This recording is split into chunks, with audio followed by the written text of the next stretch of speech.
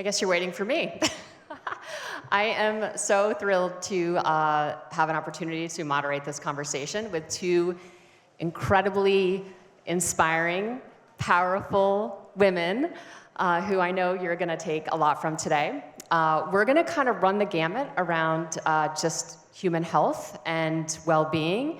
We're going to talk about embodied movement. What does that actually mean? How do we get ourselves to a place where we're capable of embodying movement, which I think is a whole discussion of itself, and then really want to dig into just their personal practices around wellness and health. So they're going to introduce themselves. So Bryony, why don't you go first? Hi, everyone. My name is Bryony Bass. I'm the founder of Pilates by Bryony, a Pilates and wellness app. I'm also the co-founder of Cloucher Matcha and host of Beyond the Mat podcast. So I'm so excited to be here today and to be with you too. So thanks for coming, everyone. And I Kayla. And I am Kayla Barnes-Lentz. Sorry, guys, this audio is a bit odd.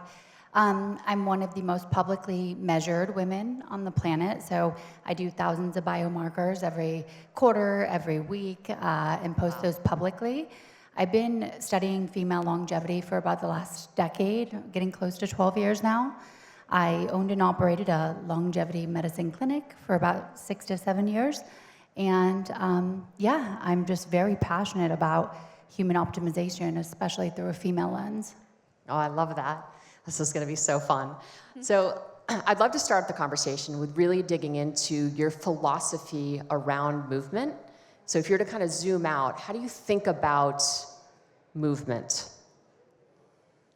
I think we can often overcomplicate movement and how that should look and the perfect aesthetic and rushing around to a million different classes and going to the gym. But I think movement, we need to really simplify movement and make sure the way we move our body is for vitality, for confidence, and for longevity. And that can be so simple as just working out at home in your pajamas or going to the gym. And my philosophy is really rooted in the classical method of Pilates.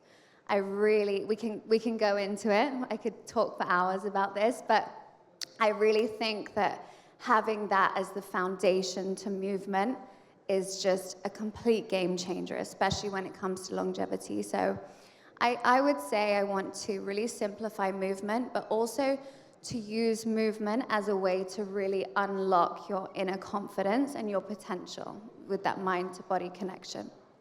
Oh, that's beautiful. Well, we'll have quite the juxtaposition here because my routine is the exact opposite of simple.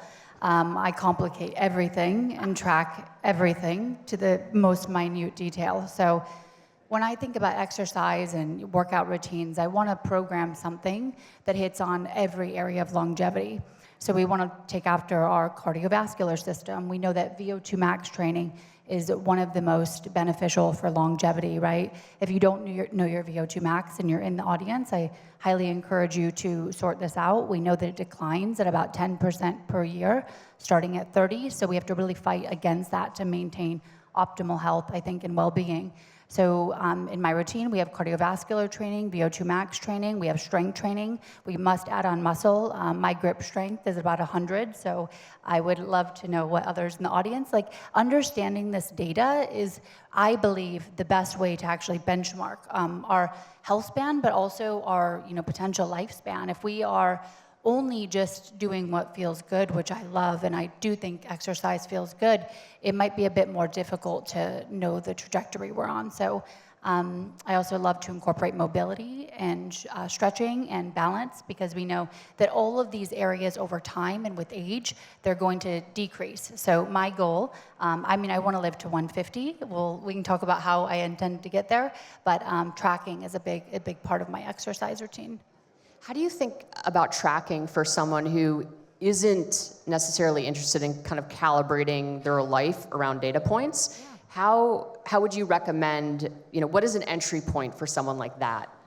Yeah, it's certainly not. Who wants to learn from you, but not necessarily do everything that you're doing. Yeah, sure. I mean, I don't think that you have to measure every single day like I do necessarily, but I think having a baseline at least once a year is important. So, what does your grip strength look like? What does your body composition look like? I mean, having muscle mass, we now know that the number on the scale is not nearly as important as your lean body mass, your bone density, and your fat mass. So I think even once a year tracking is a great place to start. And you can also just self-report. You don't have to be using a wearable. You can make a note. Do you feel stronger this week? Do you feel more energized when you woke up? And if you want to start with something very basic, I mean, I currently have on a Whoop, and I've used an Oura Ring for over 7 years. So my bed also gives me data. So there's a lot of, I think, simple entry points. Yeah, I love that. I think obviously I'm very bullish on understanding my body. And I think this is an incredible path to better understand your body so you don't have to guess as much. And you actually end up being way more efficient with your time when you have some of these data points, right? Because you can understand where it is you need to apply your effort, right? So I think it becomes really valuable. Just one more point on that. You mentioned grip strength, VO2 max. How does one measure those?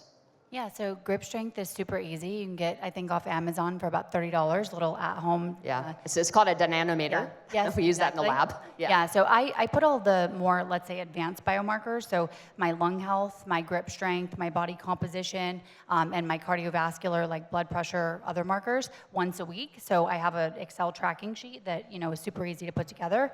But grip strength is really easy. And then the VO2 max, I mean, you can either go to a clinic, of course, many of them offer VO2 max. There's also VO2 Max Master, which is a more at-home device. And then they are rolling out new, less expensive devices all the time. I have one that's a couple $100. I think it's called Calibri. So amazing. Thank you. Yeah. How do you, when you say empowered movement, what does that actually mean? What does it entail? So I think, just from my own personal journey, when I began all of this, I was super shy, nervous, would never have done something like this. And I think the movement has really unlocked that in me, because especially with this form of Pilates, you really focus on so many different things. You're out of your mind. And whilst I really appreciate the benefits of the likes of tracking and all of those things and going so in deep on the data, I can also see that would be quite triggering for someone. And especially in this chaotic world that we live in, where everything is tracked and everything is measured and macros and this and that and the other, I can so understand why that would cause a lot of people quite a lot of anxiety rather than doing the beneficial side of things. So I think we can do so much to empower ourselves and really tune into our bodies. Like, our bodies at the end of the day tell you so much. And I think just allowing yourself that time to be present with yourself, to have that time, whether it's in the morning or in the evening when your kids have gone to bed, to actually notice what's going on. And I think that in itself is empowering. Our body gives us the knowledge and gives us the tools, but I think it's sometimes just quieting the noise and really tuning into that mind-body connection. And through Pilates, I really think that it gives you that space. I love that. What are the signals that you tune into personally to help you understand, if the inputs, the things that you're doing to your body are really serving you? What are the signals? What are the signals that you're paying attention to? Like, for example, your menstrual cycle. Obviously, you are pregnant right now, so that's not a signal. But what other signals are you kind of using as just non-data data to kind of help you understand how you're traveling? Definitely. So, for example, I used to struggle really badly with acne. I've been on Roaccutane twice. I was covered in spots, and I had that kind of like stressed out, puffy face, again, covered in spots. And I would take Roaccutane, then it wouldn't work. And I would constantly be in this cycle of thinking, why is my body not working with me? And I think one of the biggest kind of signals is that I have calmed down my nervous system, because luckily now, although now I say it, tomorrow you'll see me and I'll have a huge spot on my face. But I just think that my skin is showing me, you know, okay, you're really working internally on calming everything down. And obviously you have signals like with Pilates, you can see that you have this insane powerhouse, your core. You can see that your posture is improved.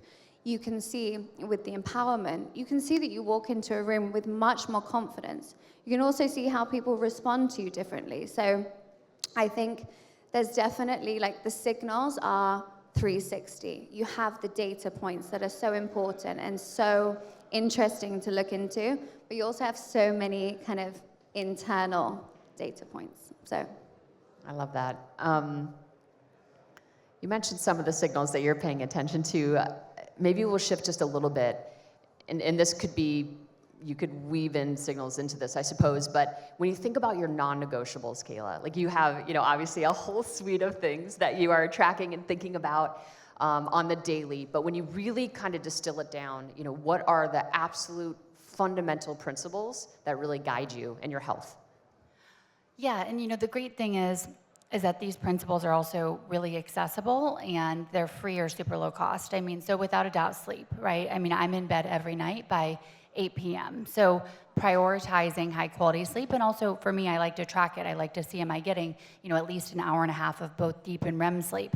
What is my HRV? So sleep is definitely, that if you're not going to bed early tonight, or maybe because of the event tomorrow, I would just start there. Because we know that even one night of poor sleep can reduce your immune system, reduce your natural killer cells, increase your hunger hormone ghrelin. You're gonna be hungrier the next day. You're gonna have less motivation. It can increase your blood pressure. It can increase your heart rate. So there's so many reasons to just go to bed early.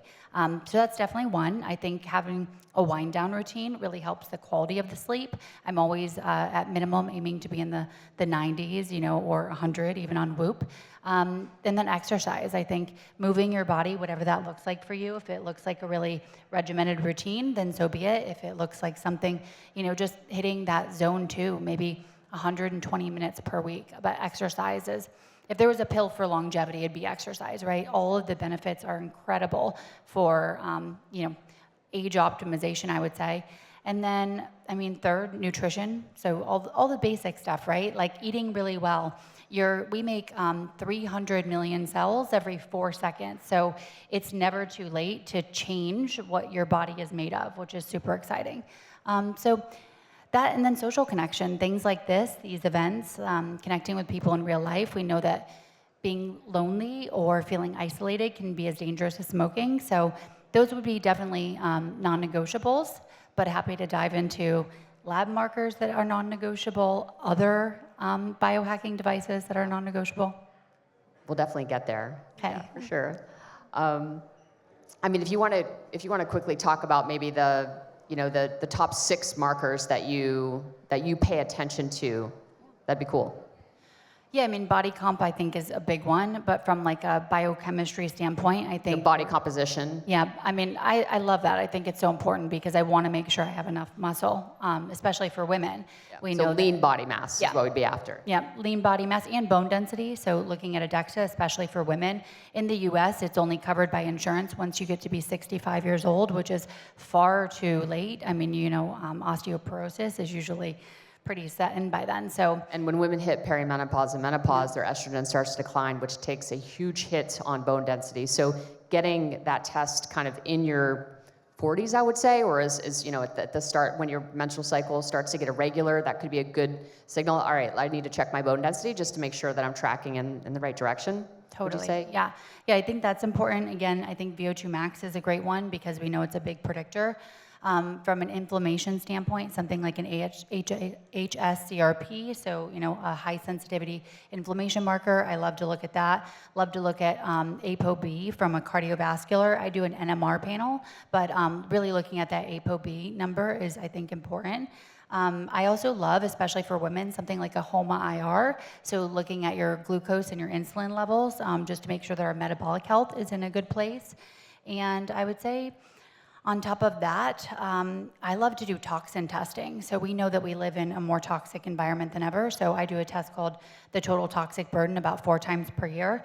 And it was really wild when I was living in LA recently during the fires. And I've been tracking this lab, 4 times a year for the last 6 years, have a great baseline.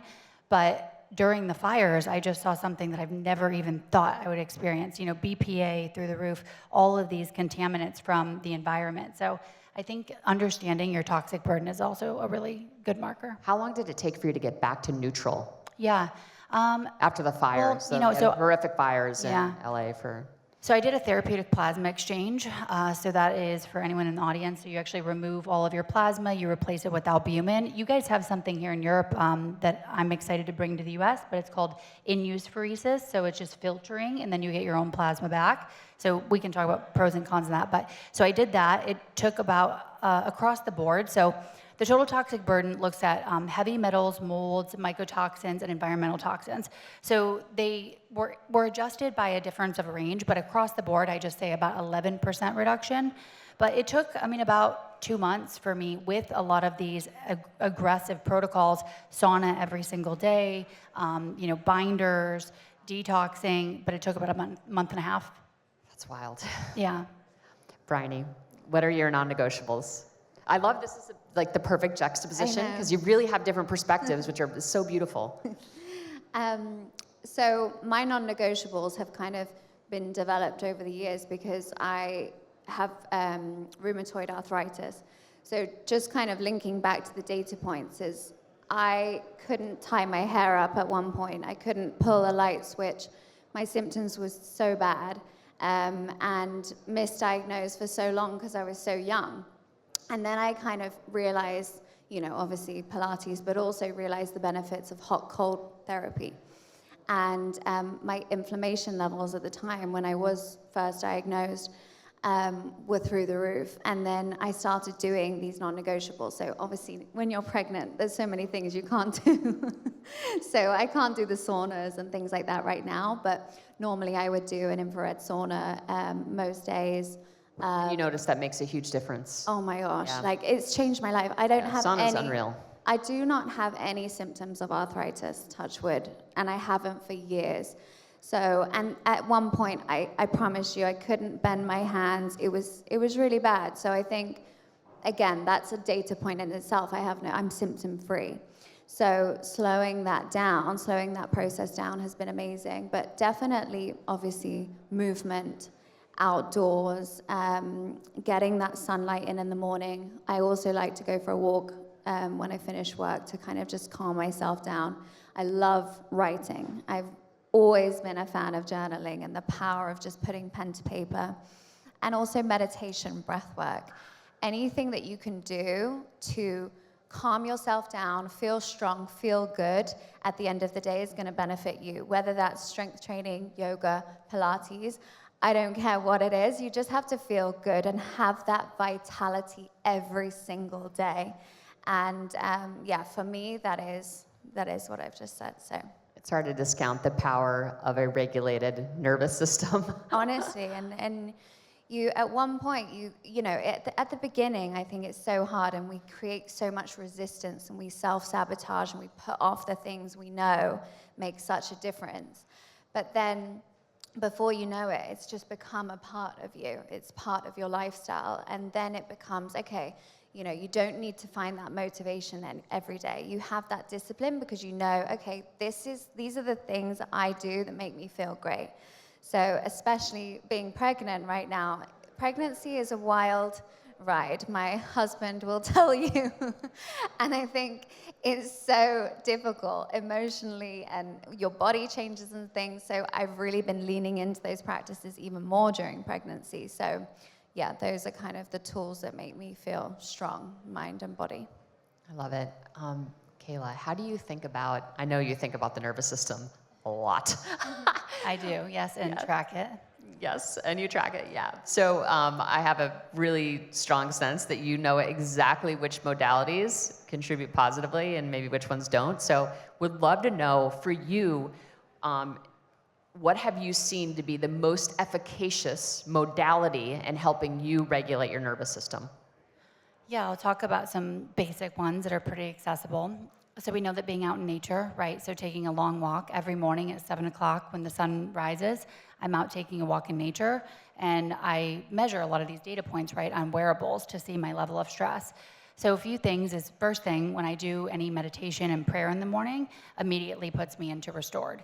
Walks are incredible, slow, deep diaphragmatic breathing is incredible, but if we want to take it up a notch, hyperbaric oxygen therapy actually. So I, of course, in my house have a hard shell chamber. I jump in there, and as soon as the chamber is actually pressurized, it takes about 7 minutes to pressurize, I'm immediately in restored, and I stay there for the entire duration of the session, which is typically between 60 and 90 minutes, depending on the protocol I'm doing. But those are, starting from small to more advanced practices, there are ways to really put you into a parasympathetic state. There's another little device that I use as well, so vagal nerve stimulation, or the cranial nerve. So you can stimulate it through things like yodeling, if anybody wants to do that, or singing can also do this. But there are devices that essentially stimulate the vagal nerve to put you into that more of a parasympathetic state. So those are a few of my favorite practices. I want to yodel. What's that? I want to yodel. Yeah, that stimulates the vagus nerve. Yeah, it's really powerful. Crying also. I interviewed the great Dr. Tara Swartz yesterday, and we talked about we talked about how crying is such a powerful release, obviously for a lot of reasons, but it's actually, from a mechanistic standpoint, it actually activates the vagus nerve. So that's one of the reasons why, when you have a good cry, you feel so good. From a breathwork perspective, I know there's lots of different techniques out there, so would be really interested to understand, again, what do you see from the data, but what have you, what does your intuition say about breath, and how do you incorporate that into movement? So I think breath is such a underrated tool in movement. I think you can tap into much deeper results using your breath. So something that I start every single class I do with is a little bit of breath work, which is when you inhale, you expand into your rib cage. You're really opening up your breath. And on the exhale, you're drawing your rib cage in, pulling your belly button back to the spine. It's almost like a crunch. So you can just do that when you're seated anywhere, on the train, in the car. And especially, it's something that you can apply to every form of movement, especially in weight training. So for example, if you are not using your breath effectively, you're not engaging your core, it's just such a shame to miss that part of the exercise. So, for example, just to give you like a weight training reference, if you're in the squat rack and you're inhaling on the way down, exhaling on the way up on the effort, as you lift, you're pulling your rib cage in, the belly button's pulling back to the spine. You're lifting from a stronger center. So you're really engaging that strong core. If you start to really connect each movement with your breath, I promise you will see the most insane results. One thing that Joseph Pilates always talks about is your spine health, your powerhouse, so your core, but also your breath. And moving in line with your breath is really powerful. So I am such a big fan of breath work on its own and attached to movement. So basics, just diaphragmatic breathing, so Exactly. breathing from the belly as often as possible, and then coordinate your movement in a way that when you are exerting the maximal amount of effort, you're exhaling. On the exhale, on the effort, you exhale. And as you're exhaling, it's really about flattening the rib cage. So think about... Such a good visual, Yeah. or a good cue, Exactly, to connect. and also if there are any pregnant people out there, it's an amazing one that you can do during pregnancy, because it is a myth that you can't train your core during pregnancy. So just to add that one in there. Oh, that's big. Nice. Okay, what do you think? Well, yes, I agree on so many points, and I think it's the most underutilized tool, as she mentioned. It's free. We can not only relax with our breath, but we can also energize ourselves with our breath. We can do fire breathing to literally shift our mood. I also find it really beneficial.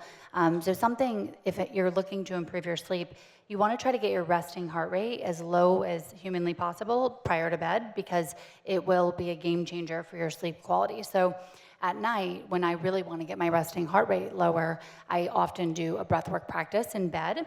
And I can, of course, track it on a wearable, know that I've gotten it down, but it certainly improves, the quality of the sleep. But it's something that we can just do all the time. I also have a little device, which you do not need, but I have one on my desk to remind me. I think it's called a moonbird, but it actually inflates and deflates, and it helps you to train your breath. So I love to put essentially, devices or reminders around the house, because then you're so much more encouraged to use it, right? If you have this device on your desk or a note to say to breathe, it will remind us to do these practices, and you're removing the friction, right? Like, my entire day is basically built around optimization, but I've made it so that it's not a huge hurdle and I don't have a hassle to actually do these practices.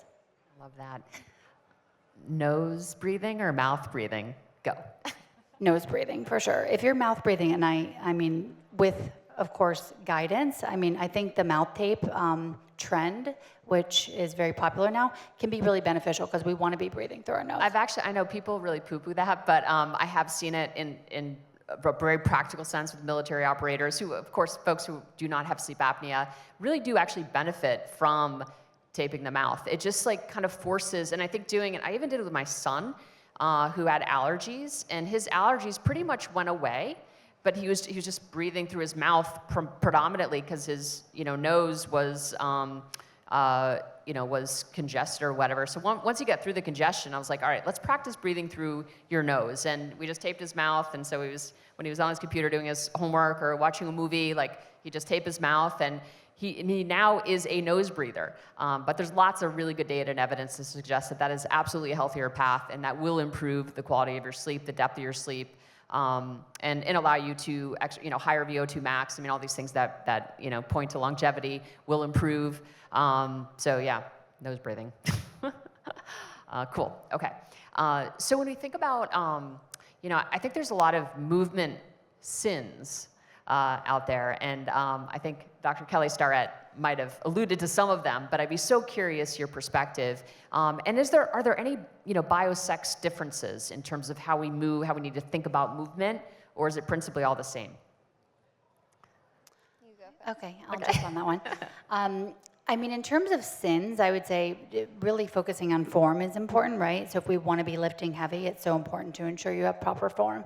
So maybe, have someone just check your form, spot you for a little while.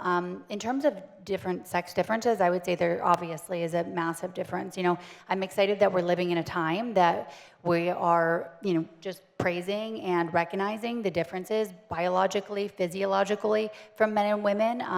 I think if you are a menstruating woman, you can take into consideration. So, I'm not a woman that necessarily downregulates my training based on my cycle, but I think it's all biofeedback, right? So if you're in the luteal phase, so we'll talk real quick. So in the follicular phase, we're supposed to have our most recovery, the estrogen is the highest, we can hit some PRs, same thing around ovulation, but then once we get into that luteal phase, progesterone takes over, makes us a little bit more tired, our basal body temperatures actually increase, so we might get hotter and fatigue faster. So I think it's really important to, number one, understand your cycle as a woman and, track it, know where you're at, and then if you need to downregulate training, I think that's totally reasonable. Personally, I don't make massive adjustments in any way, but we do now know that in the luteal phase, if you want to prioritize slower workouts, that can be beneficial.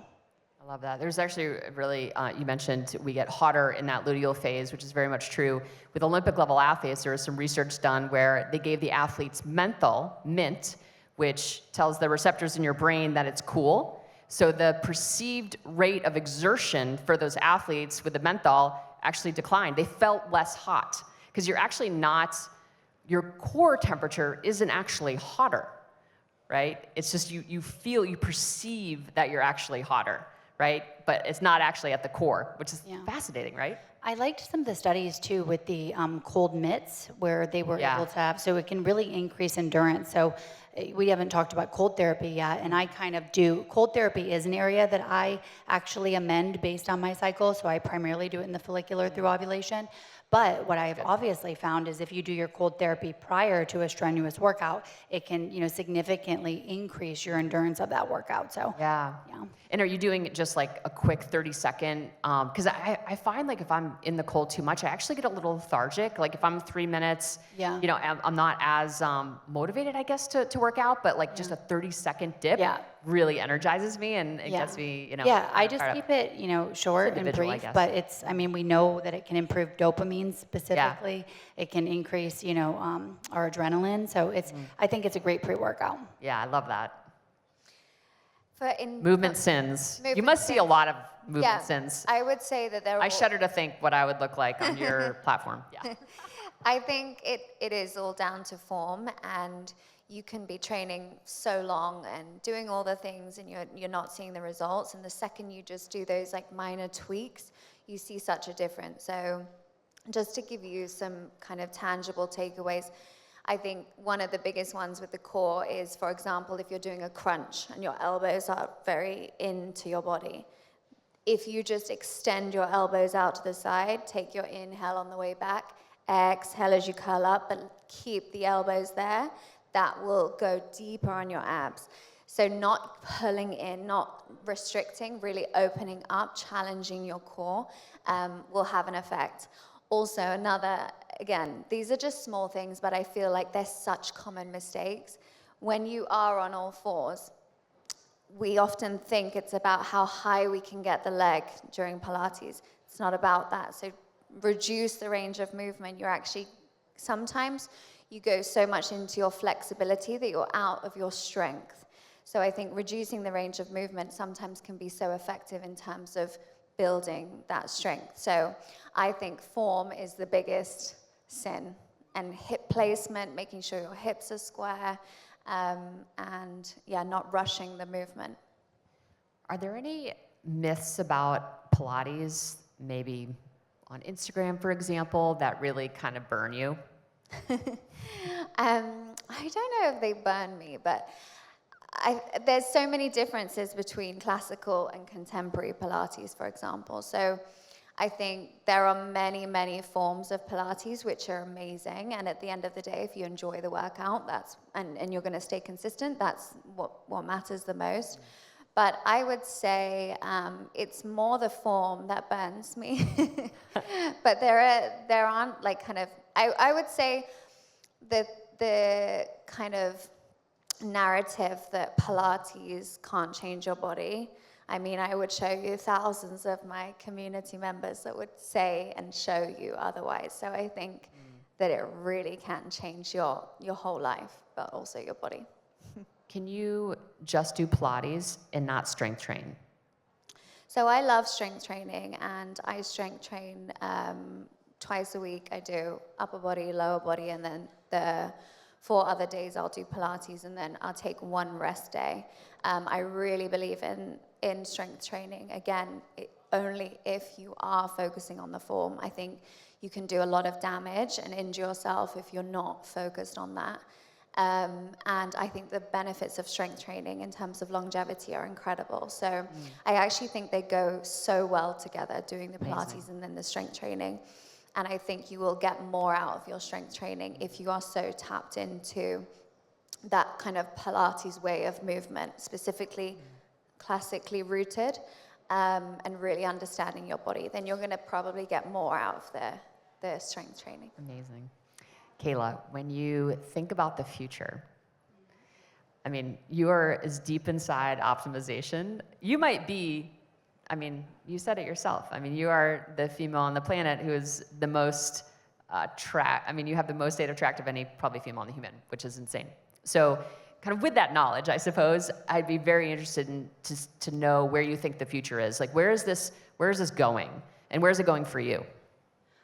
Yeah, I mean, I'm very excited about AI, right, in terms of life extension. So, I've said I wanted to live to 150. I think that we will eventually reach what we call in the industry the longevity escape velocity, which is the time in which you're actually repairing the damage faster than you're aging. So, I mean, I'm really bullish on that and excited about it, but I think the future, is also so exciting because we're finally prioritizing health and wellness, right? I mean, I have always thought it about as like one of the only things that matters. Like, we can't get a new body. We don't need to invest in, for me, like flashy things, etc. I would much rather spend that on Erewhon, when I was living in LA, or my food. Like, what I put into my body is so important. So I'm excited for the future, for us to just continue to lean into this and see communities just thrive with longevity practices. But yeah, from a life extension standpoint, we're going to need AI, and we're developing, interventions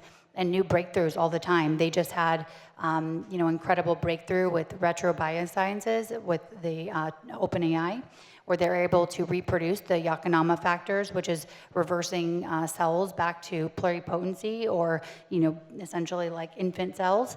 And they're now able to do that in a more effective way than we've ever been able to do that. So I'm excited, what the future looks like with AI and longevity. Amazing. Is there anything in your industry specifically that you're excited about? Any trend that gets you really energized? So I'm excited that the trend is really focusing on mat Pilates at the moment. I feel a shift. I feel like it's going back to the mat. So we're off the machines. Yeah, on and the it's mat. not that I think people should get off the machines at all, but I'm excited by the accessibility of that trend, because Is that the reason for the trend? Is that it's just no, I think easier to facilitate? I think often, like, there are so many trends and so many new things that cost a fortune, or you have to buy this, or it's so complicated. So it's refreshing to see that is you don't even need a mat. You could be on a towel and doing mat Pilates. So I'm excited about that, and I'm excited about the appreciation for classical as well, just from a Pilates standpoint. May I add one more thing? Please. I'm also excited because I think AI is also, democratizing the access to longevity. I mean, I've put my labs, I have an entire medical team, but I've put my labs into even just a ChatGPT, and it does a really good job. So the accessibility, you always, of course, want to have a doctor reviewing it with your medical provider. But I think the ability to have a health coach in your pocket, to have a nutrition plan developed based on your own parameters, to have a fitness protocol written. It's not perfect and it can hallucinate, so always check. But I also am very excited about that because this industry can be very expensive, and it can be a little bit difficult to even access some of these different therapies. So I know that, I feel like AI is really helping to even the playing field. Kayla, I should have asked this in the beginning, but we kind of got off track. But was there a moment in your life where you just decided, all right, I'm going to focus on my health, and like this is going to be the thing that I do? I mean, it was a slow build. So I studied nutrition in college, but as the type A personality that I'm sure everyone can see that I am, when I opened a medical clinic, I started running all of these biomarkers. You have to decide, like, what services do you want to offer? What tests are you going to offer? So I started ordering them all on myself. And my Western medical doc had never been like, let's do a gut test on you. Let's look at a comprehensive thyroid panel. Let's look at your biological age. That had never been offered. So when I started to get these thousands of data points back, I was just obsessed with the fact. I'm like, wow, I can improve. And then as I would see the biomarkers improve, my energy would feel better. Like, I feel better now, at 34, almost 35, than I did at 18 years old. And my biomarkers are better too, So that to me is so exciting that we have so much potential to change our health span right now, how we feel right now, our energy, our vitality, but also, future. Yeah. Was there ever a moment where are you at a point where you can basically anticipate everything that your body is going to do before it does it? Yeah, I mean, I definitely have, I think, a pretty keen self-awareness, and because I do so much tracking, I've been able to correlate that pretty well. So yeah, I would like to think so. Wow. When life gets really busy, you travel a lot, you have businesses, you're doing a lot. You're about to be a mama. So what keeps you kind of anchored in these practices? Like, how do you just navigate life and the busyness of life, you know, up against all of these things that we're trying to incorporate to kind of keep you centered and anchored around the things that matter to you? I think part of my kind of approach to work or travel or whatever, I have to kind of like commitments that I have to do, and something like this, I have to show up and really be the most confident version of myself. I think it really, that in itself makes me go back to the practices that allow me to be that person. So I think I'm really lucky that I'm kind of in this world that I really have to practice what I preach.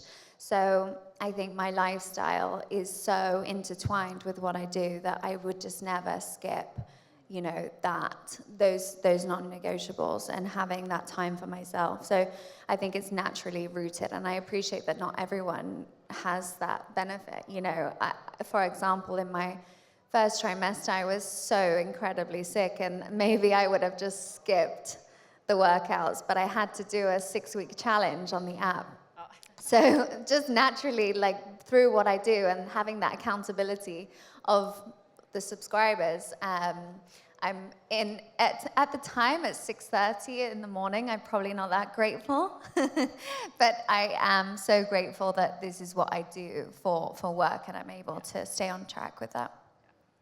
Cool.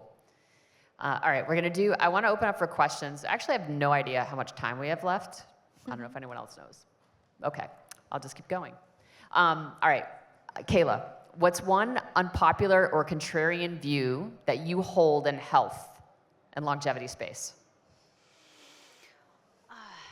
If there is one. Interesting. I mean, there's probably quite a few, but yeah, I mean, for me, I think, you know, that we don't need to track is probably a contrarian view, because I think the results are so much better if we do. Yeah, cool. What's a habit that you most recently dropped? Drinking caffeine first thing as soon as I wake up. I've started eating first, and that's really made a difference. Wow, that's cool. Yeah. Okay, let's go to questions. What do we got? Okay, yep. Hello. Hi, Kayla. Hello. For you. Hey, guys. Amazing. Thank you. Kayla, I'd love to know what your relationship like is with peptides. Also, second question, if I'm not being greedy, went to an event last week where one of the doctors said that everyone should have a relationship with GLP-1s because of the blood sugar benefits. True or false, in your opinion? Okay, great question. I've had a long-standing relationship with peptides, going on 8 years, I think.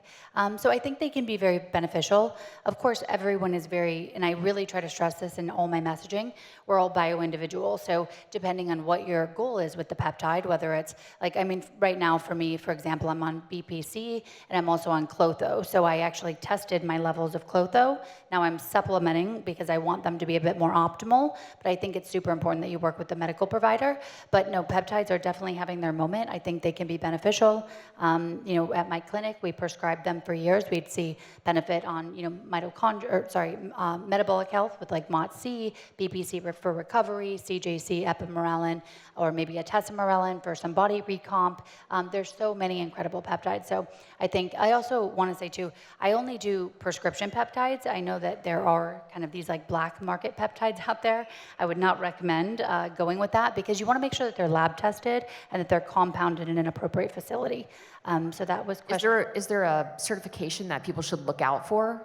I think just prescribed by your doctor is the best way to get that, because if you're purchasing, you know, not for human use or research grade peptides, I think it can get a little dicey. Not to say that there couldn't be some good companies out there, but I think just be careful. So that was question one, and then the second question about a GLP. So I think that's interesting. I've done a lot. I have a podcast where I interview medical doctors and PhDs pretty much exclusively. And it seems as if there's a lot of good benefit for many individuals. But personally, so I tried a microdose. So I was doing 5 units per week, which is a very small amount.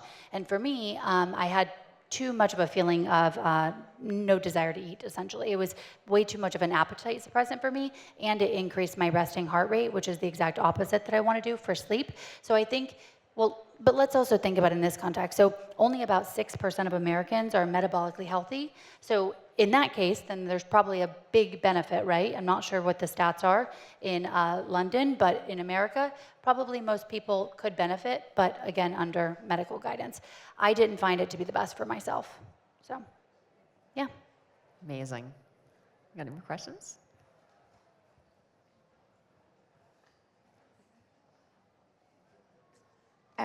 This is for Kayla. Do you feel you've built a dependency on these devices, and would you be in tune with your body without them? Do you feel you? Yeah, great question. I would like to think no, especially considering I don't have many of them. I do travel with a kind of extensive biohacking stack, but no, I mean I think I enjoy them, but I would like to think I'm not dependent. And because again, in my mind, and I know the truth to be that we can get, I would say 98% peak health with just mastering the basics. So, yeah.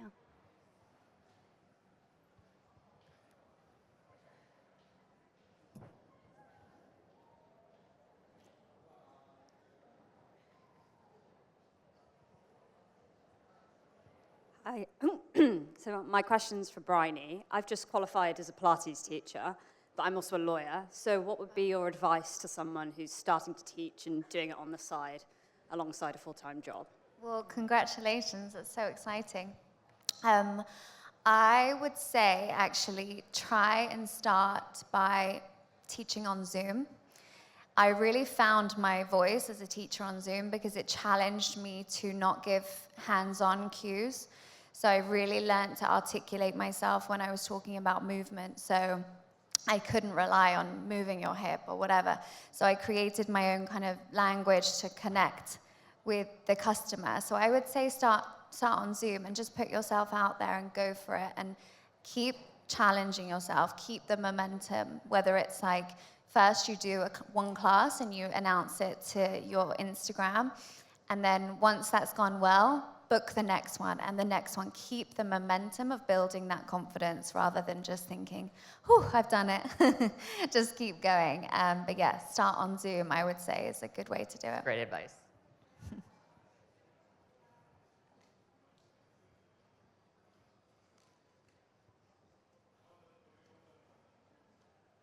Hi, Kayla.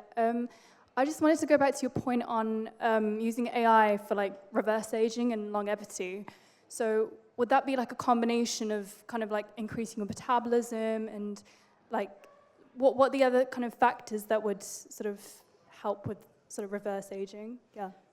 Yeah, I think it's twofold. So optimizing your health now and potentially, let's say, reversing aging. So whether that be whatever you're struggling with, whether it's your metabolism, your metabolic health, your sleep, your nutrition, AI can be really helpful in those respects. But I think for the future, to really get us past, we know that about 120 is the maximum human lifespan right now. So in order to break through that, I think it will certainly require advanced breakthroughs in AI. And some of them, like I mentioned, the Yakanama factors.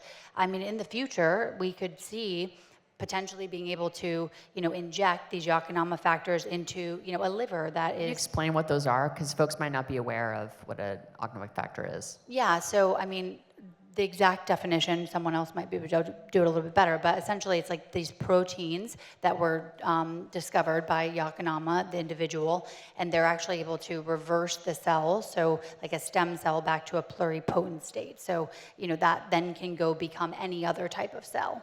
So, yeah, but it's exciting if in the future we can inject, potentially your liver or your heart, and it can regenerate, so. Hello, Exciting. firstly, Bryony, congratulations on your pregnancy. Sleep will definitely change. It will definitely change. It already has. You're both incredible, and as you've said, you've come from different sides of what we're talking about with movement and empowerment here. Bryony, I'm interested to know, you said we're coming back to much more of a classical mat class base. How do you see that moving forward in the next decade with, listening to Kayla? It's so rapid. There are so many ways that this world is going to go with AI. You're talking about classical mat Pilates. Where do you see that being in 10 years' time? Oh, interesting question. I think there are certain things that we will always crave and need, and I think that is human connection.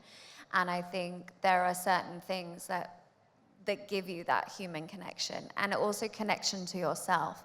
And it's so difficult to say. I actually listened to a really interesting podcast with Mo Gaudat on Diary of a CEO talking about this, and he was also saying that the jobs that will be protected will be the ones around that human connection. So I still think there will be such a place for classical Pilates. I mean, it started during the First World War. So I do see that there's longevity in that. And there'll probably be all these amazing ways. Like I'll probably be able to track your form via my app as an individual and all those things. But I do still feel that there'll be a place for that kind of rooted historical movement as classical Pilates. But it's hard to say, isn't it? It's crazy what's going to happen, but. I've used like an EMS suit. So I have a suit, it's called the Catalyst suit. So it's supposed to essentially work your muscles slightly harder. I wonder if the future Pilates, you'll be wearing those and then getting like double the benefit. Yeah, that would be cool. That would be amazing. Great. Oh, there's one over there.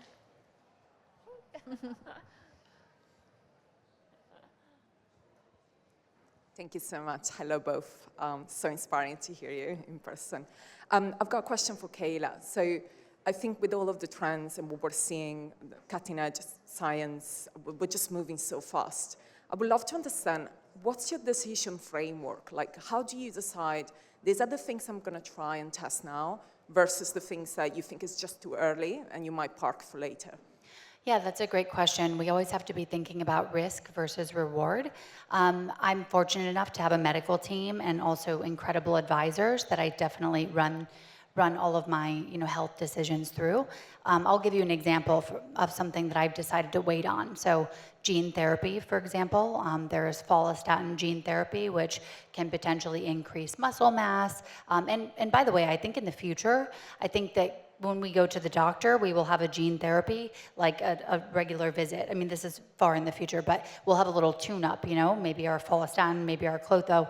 But it's all risk versus reward. I also haven't had children yet, so after I get done with some international travel, I'm excited to embark on that journey. But there are a few things that I've decided to press pause on that would make sense, maybe not only just in the future, from a data perspective, but you also don't need to do, and I'm learning this, through my journey, I don't need to do everything all the time, so when it's medically inappropriate for you, so. Amazing.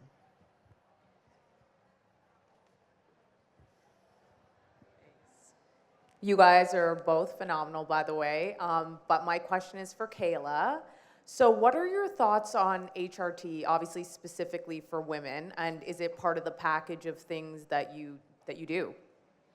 Yeah, well, as always, I have to preface it with your medical doctor, but I think HRT, we had this women's health initiative that was in the US specifically, and it really set back, I think, the benefits for women, right? It was the wrong study design, the wrong type of HRT was used. So, I mean, I'm not there yet, but when I get to perimenopause and definitely menopause, I think that the benefits are pretty clear at this point.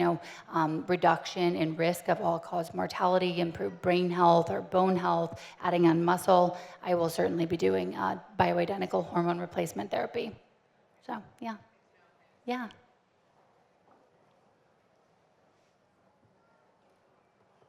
Hello, thank you so much. It's so good to hear you both, and it's so interesting, it's fascinating. And I really believe as well in the simplicity of what we spoke about of movement and the connection actually between body and mind. And for me, it's such a big support to your everyday mental health and your life, and that's the power of exercise. I just have a question for Bryony, actually. I'm in a similar situation to the other lady who just said something. So I launched my business last year, and I'm officially going full-time with it now in well-being and personal training as of actually next month already. So I just wanted to know from Bryony's perspective what tips you have for building a business, how you kind of tips for starting, for building a brand, and how you go about that with the juggle. Thank you. Thank you, and congratulations as well. I think there's a few things. I definitely think testing your audience is a good thing to do early on and not going all in on something. So I did that via Zoom. I started with 10 people on Zoom, built it up to 100, 500 regular live Zoom people, and then now we have the app with thousands of people all over the world. Had I gone straight into the app, no one would have signed up. So I think you have to just really test your audience and perfect as you go.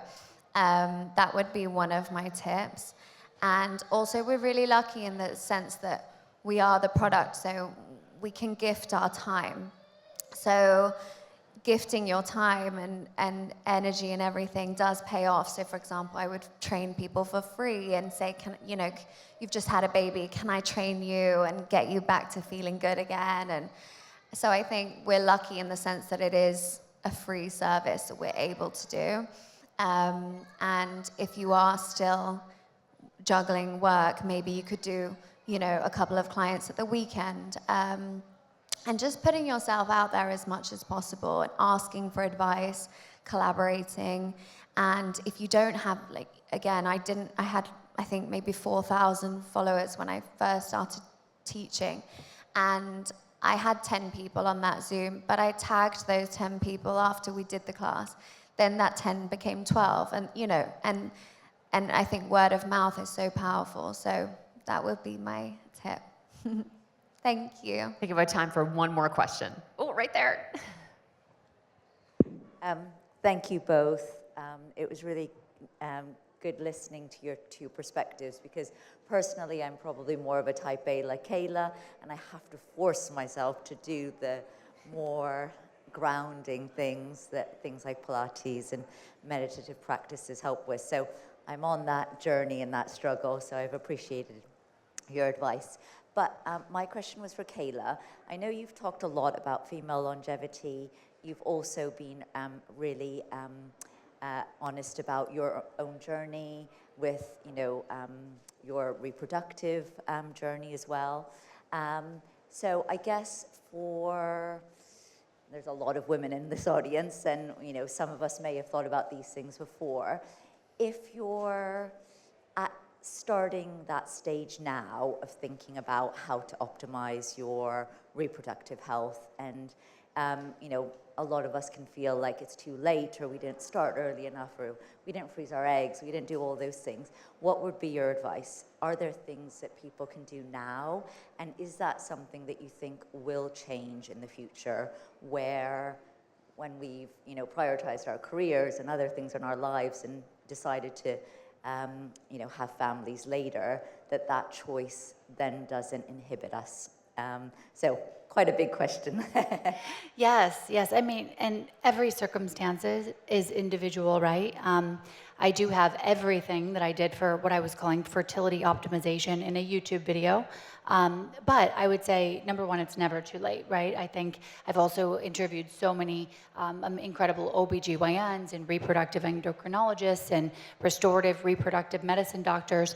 And it definitely gives me a lot of hope that the body is really malleable and that it's never too late to change habits. I think also at the same point, there's a lot of what in the States at least is defined as unexplained infertility. And now that we're moving a bit forward in terms of these reproductive, medical doctors, restorative reproductive medical doctors, they want to take a deep look and make sure you're not missing anything. So I don't want to encourage a ton of testing right off the bat, but I think if you're looking to optimize in all areas for that, things like gut testing. I mean, the gut is the foundation of health. It impacts your hormones. It of course houses most of your serotonin, your dopamine. But I think looking at some of those more advanced markers, toxins, we know that there's a direct correlation between higher toxic burdens and lower AMH or anti-Müllerian hormone levels. So I think exploring some of the testing, but it's never too late to start. And I'm excited for anyone that is on that journey, and excited to kind of really jump into that journey and start trying soon too. So amazing. Thank you so much to you both. Big round of applause.